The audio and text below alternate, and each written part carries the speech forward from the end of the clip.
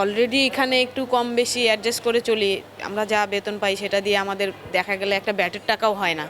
তো আসলে এটা ভালো লাগতেছে, কিন্তু এটা যদি আমাদের দেশেও হয় এটা আসলে ভালো হয় যে আমাদের বেতনটা বা আমাদের যে ম্যাচ ফিগুলা হলে ভালো হয়। বিকজ দেখা যায় যে দিন শেষে আমরা ওই এক মাসের বেতন দিয়ে একটা ব্যাট কিনতে পারি না, তাহলে সেখানে ফ্যামিলি চালানো, বাবা মাও আমাদের দিকে দেখে, তো হয় একটু ভালো হয় যদি একটু বাড়ে সব কিছু মিলে। হ্যাঁ, তাদের সাথে এখন দেখা হইলে বলে, কেমন আছো বাবা, ভালো করে খেলো, তুমি আমাদের এলাকার বা আমাদের প্রতিবেশী হিসেবে তারা গর্ববোধ করে। এই জিনিসটা এখন অনেক প্রাউড ফিল হয়। ইভেন এখন এটা মনে হয় যে এই সম্মানটা পাওয়ার জন্যই এত কষ্ট করছি বা এত মানুষের কথা শুনছি, তো এখন অনেক ভালো লাগে। আর আমার কাছে টিমের প্রত্যাশা এটাই যে আমি যেন ভালো একটা শুরু আনে দিতে পারি।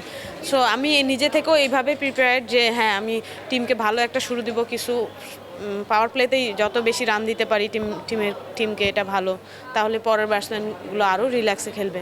সো এটাই এখন পর্যন্ত প্ল্যানিং, ইভেন কাজ এটাই চলতেছে।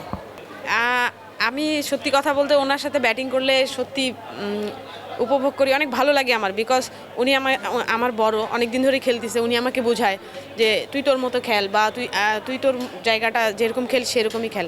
আমি ওনার সাথে ব্যাটিং করলে ফ্রি ব্যাটিং করি, কোনো রকম টেনশন থাকে না। আর আমি একদিক থেকে খেলি আমার মতো, উনি ওনার মতো 1-2 খেলে, উনিও মারে। সো এটা আসলে অনেক এনজয় করি, ভালো লাগে। ঘরের মাঠে বিশ্বকাপটা হবার কথা ছিল, সেটা আসলে দুবাই বা শারজাতে চলে গেল। উইকেটটা কিন্তু কাইন্ড অফ সিমিলার। সো বিশ্বকাপে, টি-20 বিশ্বকাপে বিশেষ করে আমাদের কিন্তু খুব বেশি সুখস্মৃতি নেই বললেই চলে। এবার কি মনে হয়, স্কটল্যান্ড দিয়ে শুরু করবো আমরা, এবার ভালো কিছু হওয়ার সম্ভাবনা আপনি কতটুকু দেখেন? আমি ভালো কিছু হওয়ার সম্ভাবনা প্রায় 80%ই দেখি।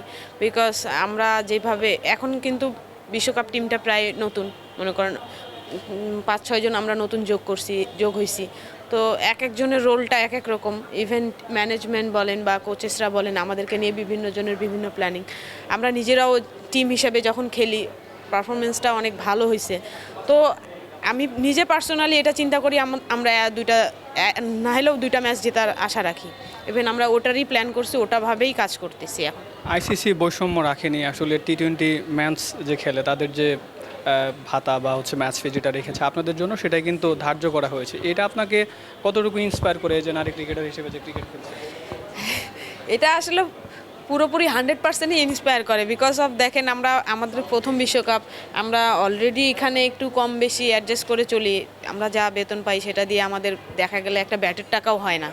তো আসলে এটা ভালো লাগতেছে, কিন্তু এটা যদি আমাদের দেশেও হয় এটা আসলে ভালো হয় যে আমাদের বেতনটা বা আমাদের যে ম্যাচ ফিগুলা হলে ভালো হয়। বিকজ দেখা যায় যে দিন শেষে আমরা ওই এক মাসের বেতন দিয়ে একটা ব্যাট কিনতে পারি না, তাহলে সেখানে ফ্যামিলি চালানো, বাবা মাও আমাদের দিকে দেখে, তো হয় একটু ভালো হয় যদি একটু বাড়ে সব কিছু মিলে। এই বাংলাদেশের প্রেক্ষাপটে আসলে নারীরা কিছু করুক, এটা কিন্তু আসলে আমরা যারা আছি কেউ কিন্তু এটা ভালোভাবে দেখি না। সে যদি ফুটবলার বা ক্রিকেটার হয়, এটা নিয়ে আসলে পরিবারের কেউ কথা না বললেও আশেপাশে যারা আছে তারা অনেক কটূক্তি করে। সো আপনি যখন ক্রিকেটটা খেলতে শুরু করেছেন, নিশ্চয়ই পরিবার থেকে সাপোর্ট পেয়েছেন, আশেপাশের মানুষ থেকে সাপোর্ট পেয়েছিলেন কিনা, বা তারা কি বলেছে? দেখেন, পরিবার থেকে যে শুরুর দিকে যে পরিবার থেকে সাপোর্ট পাইছি সেটাও না, অনেক কিছু প্রবলেম ফেস করছি। যেমন বাবা মাও খেলতে দিতে চায়নি, দেন ফ্যামিলি তো বাদই দিলাম, প্রতিবেশীরাও অনেক কূটনৈতিক কথা বলছে, এই সেই। তো সব কিছু ফেস করে এই জায়গাটায় আসা, আসলে অনেক কিছু ফেস করে আসছে, অনেক কিছু আছে।